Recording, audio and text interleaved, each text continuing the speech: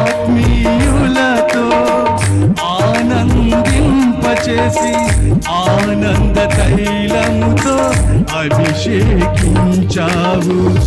నాశ తీరా ఆరాధన చేసే అదృష్టమిచ్చింది నీ కృపా. నాశ తీరా ఆరాధన చేసే అదృష్టమిచ్చింది నీ కృపా.